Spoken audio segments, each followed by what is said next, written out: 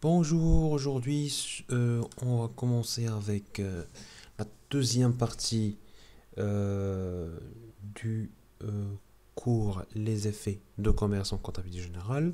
Alors, l'escompte, c'est quoi premièrement? L'escompte est l'opération par laquelle un porteur de fait encaisse la créance avant son échéance. C'est-à-dire que il donne l'effet à la banque et la banque lui donne la somme, le montant de l'effet euh, avant l'échéance de l'effet, par exemple, lettre de change, par exemple. Donc, le banquier escompteur, ce qu'on appelle la banque, le banquier escompteur achète l'effet au porteur des faits et donne en échange l'effet et donne en échange de l'effet la somme de, de l'effet. Donc, la somme de l'effet.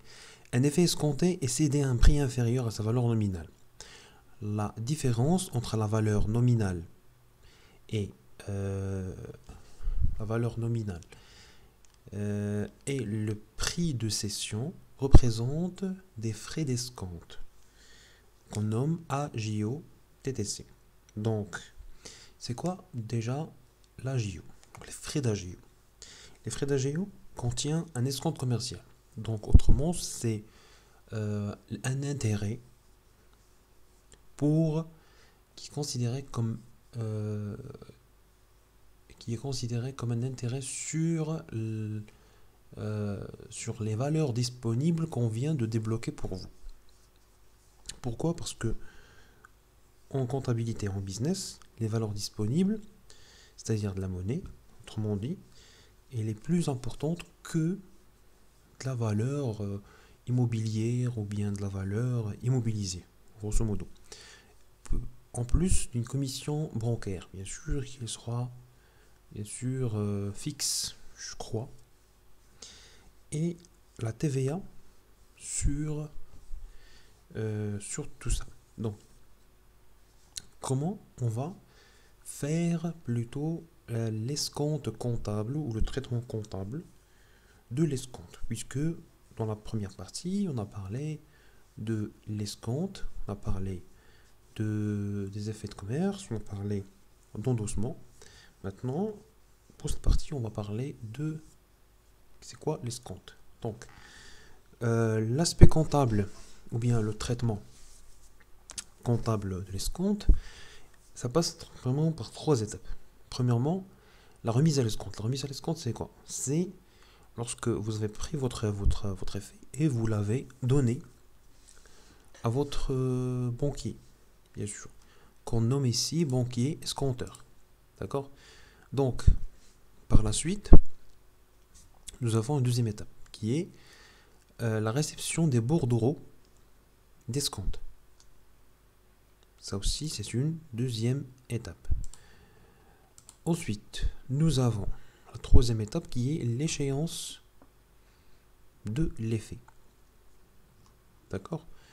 Donc, on va voir tout ça avec, bien sûr, des exercices d'application comme d'habitude. D'accord. Donc, pour la première opération, c'est quoi? La remise d'escompte. La remise d'escompte, c'est on prend notre effet, on le donne à la banque. Donc, on dit, comme une remarque, pour faciliter la gestion des effets escomptés, on peut passer par l'écriture suivante au moment de la remise à l'escompte, c'est-à-dire au moment où on va mettre notre effet, donc on va remettre l'effet à la banque. Donc c'est juste un jeu d'écriture qui consiste à déplacer l'escompte dans cette comptabilité de client effet à recevoir à effet escompté non échu. Donc si on regarde le plan comptable,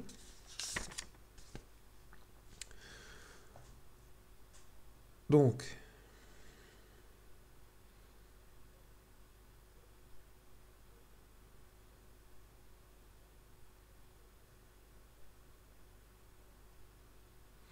client effet à recevoir. Et aussi, on ajoute effet escompté non échu. Donc,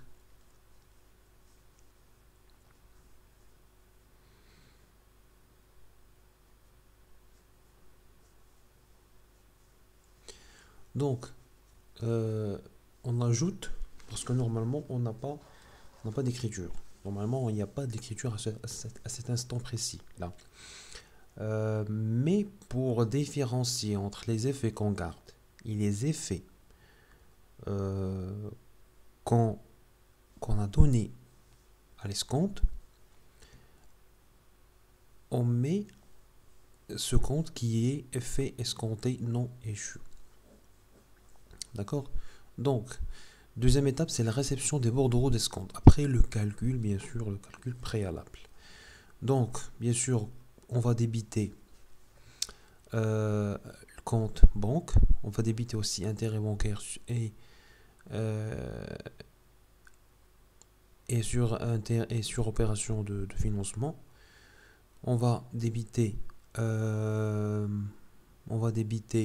service bancaire. On va débiter aussi état TVA récupérable sur les charges par le crédit du compte 5520. Donc crédit d'escompte. Je l'ai oublié ici, crédit d'escompte. Ok, donc maintenant c'est exactement ça ce que je viens de dire. Donc banque débitée, intérêt bancaire et sur opération de financement. Donc on met l'escompte. Là, on met le net, c'est-à-dire le net après la valeur nominale, moins la TVA, moins la commission, moins l'escompte. Donc on met est égal le net. Donc TVA récupérable sur les charges, service bancaire. Donc crédit d'escompte, c'est la valeur nominale. Ok, maintenant on passe à la troisième étape, c'est l'échéance de l'effet. Donc on débite 55,20 crédit d'escompte par le crédit du compte 34,25 client effet à recevoir. Parce que normalement, ici, on a dit pour faciliter la gestion des effets. Donc normalement, on enlève la valeur de ce compte et on la met ici. Mais si on ne l'a pas enlevé de ce compte, effet escompté non échu, donc on a gardé la somme de la créance ici. Client effet à recevoir. Donc c'est évidemment que lorsqu'on n'aura plus, excusez-moi, voilà, lorsqu'on n'aura plus ici, lorsqu'on n'aura plus notre créance, alors on va créditer le compte client effet à recevoir. Donc c'est tout à fait normal parce que le crédit d'escompte ici a été crédité puisqu'on a constaté, puisque 55 il augmente par le crédit et il diminue par le débit. C'est pas comme 51. D'accord? Donc précision. Les intérêts sont calculés sur la base du nombre de jours qui séparent la date de remise à l'escompte et l'échéance de l'effet. Dans la pratique, on ajoute un jour de banque, mais dans la suite de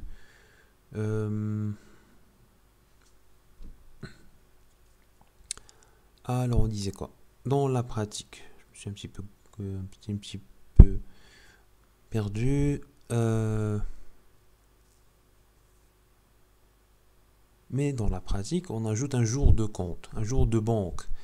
Mais dans la suite de l'ouvrage, on va pas en tenir compte. Bien sûr, ici, on va pas parler généralement dans les exercices, les examens, on parle pas du jour qu'on ajoute.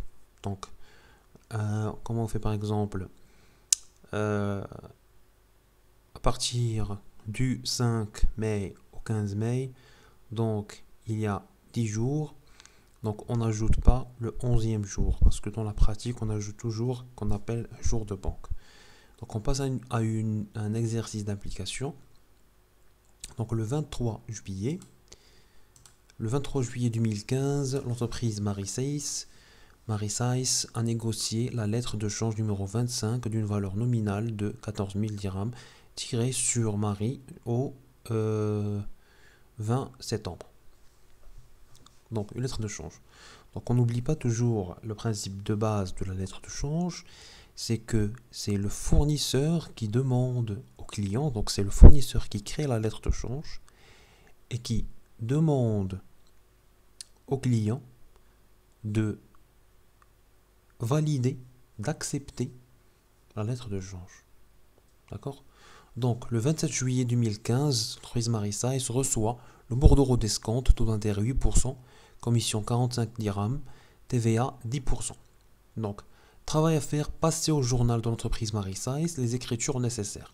Passer au journal de l'entreprise Marie les écritures nécessaires en sachant que la banque a prélevé 30 dirhams de commission de domiciliation plus 10%.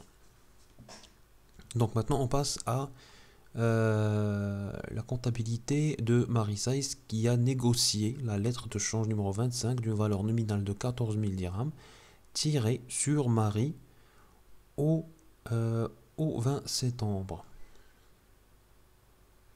Donc ici nous avons bordereau d'escompte de la lettre de change numéro 25. D'accord? Donc, la valeur qui est de 14 000 dirhams, intérêt 14 000 dirhams fois 8% qu'on a déjà dit ici.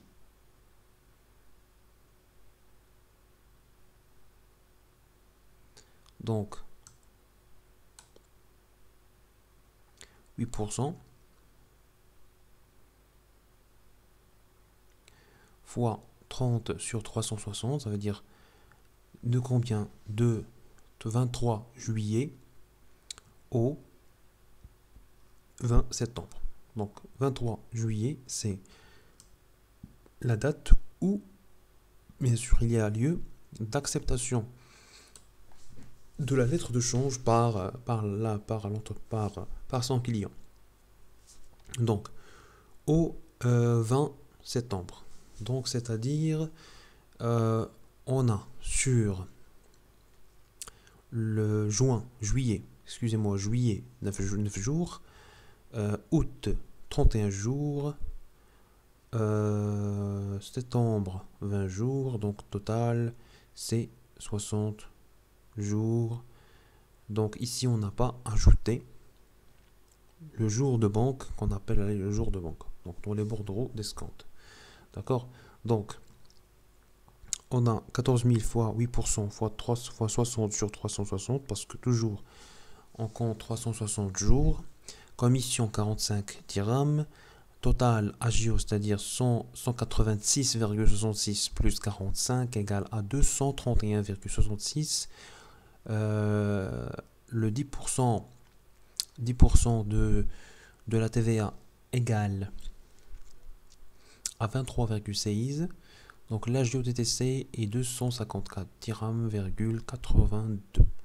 Donc le net à votre crédit est de 14 000 dirhams moins 254,82. D'accord. Donc, nota bene, NB, si on prend un jour de banque, on aura ici 61 jours. Donc l'année commerciale, bien sûr, compte toujours 360 jours. Donc, pour la comptabilité de Marie-Saiss, ici, il n'y a aucune écriture, bien évidemment, parce que on a contracté, on a négocié plutôt la lettre de change avec la banque. Donc,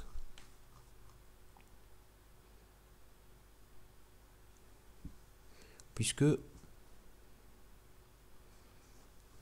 donc puisque ce jour-là, elle a négocié avec la banque, c'est-à-dire qu'elle a demandé à la banque de d'escompter plutôt sa lettre de change. Donc comme ici nous avons l'intérêt qui est de 186, ici intérêt bancaire sur opération financement, 186, service bancaire 45 dirhams, c'est-à-dire commission 45 dirhams, état TVA récupérable sur les charges, c'est automatiquement c'est 23 dirhams,6 dirhams, crédit d'escompte qui est accrédité de 14 000 dirhams. D'accord? Donc ici, ce qui a été versé sur le compte du client de Marie-Size, c'est 13 748,6 dirhams. Donc ici, c'est bien sûr le bordereau d'escompte numéro bordereau d'escompte de la lettre de change numéro 25.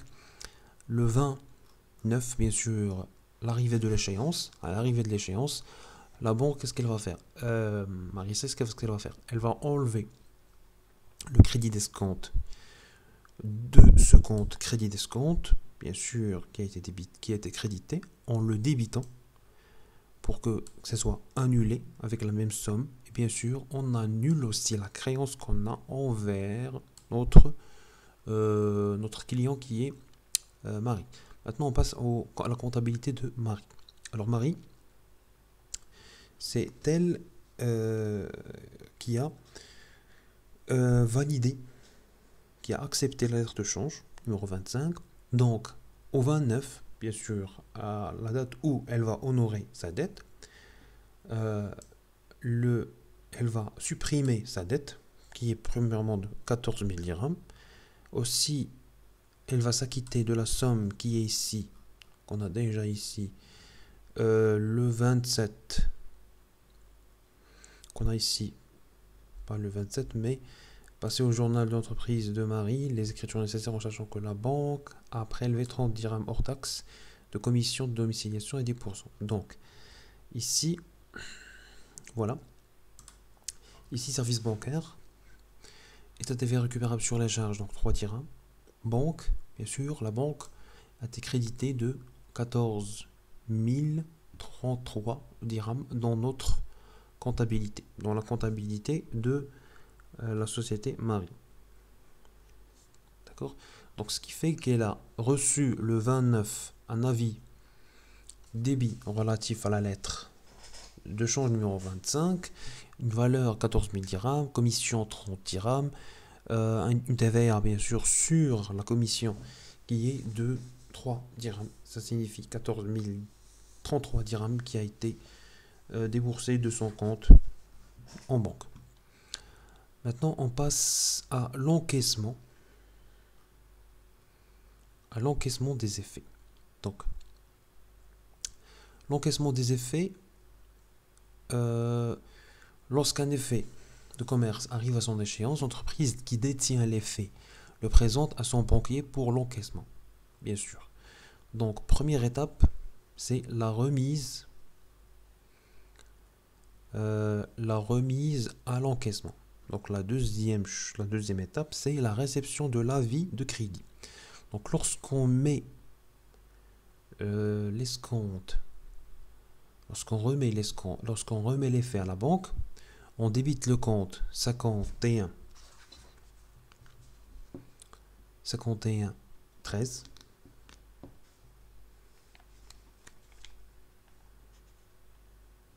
effet à encaisser ou à l'encaissement.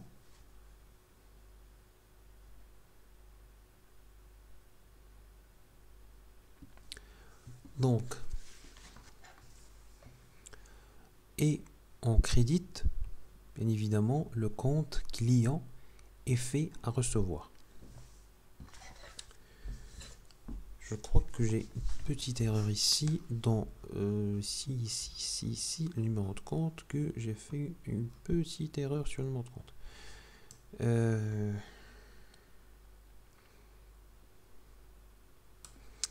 C'est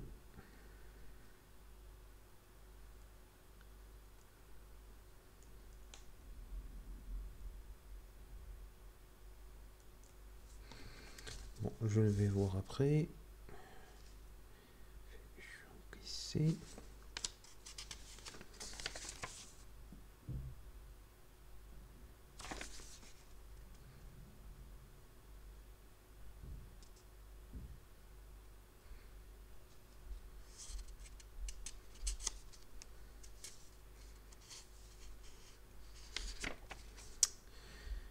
Il est où?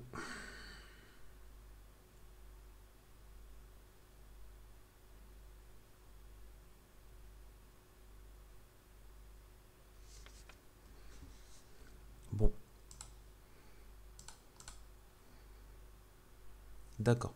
Donc, ici, c'est une division, c'est un sous-compte du compte principal qui est client FR recevoir qu'on a divisé en deux comptes. Concernant l'encaissement de l'effet, ici, on crédite client FR recevoir pour ne plus avoir la créance dans ce compte-là. D'accord? Et on la met dans la trésorerie, bien sûr, actif 5113 effet à encaisser ou à l'encaissement. Ok, donc lorsqu'on arrive à la réception de l'avis, lorsque la banque nous dit qu'on a effectivement de l'argent dans notre compte, donc on débite le compte banque, débite service bancaire, on débite aussi état TVA récupérable sur charge et on crédite 5113 effet à encaisser ou à l'encaissement. Pourquoi? Parce que la somme de la créance a été transférée vers ce compte. Donc maintenant, on passe à l'exercice d'application. Bien sûr, donc le 25 juillet, l'entreprise Saber transmet à la BMCI pour l'encaissement un billet à ordre numéro 63 de 22 000 dirhams à fin juillet. Le 6 août, la BMCI adresse le bordereau d'encaissement qui comporte un agio de 44 dirhams TTC, TVA incluse de 10%. Alors le travail à faire, c'est passer les écritures au journal de l'entreprise Saber, corriger et le suivant. Donc le 25 juillet. Le 25 juillet, qu'est-ce qu'on a effectué? Bien sûr, on a premièrement constaté que le jour où l'effet sera encaissé et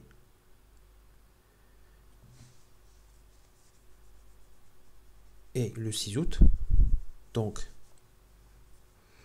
on va le donner à notre banquier.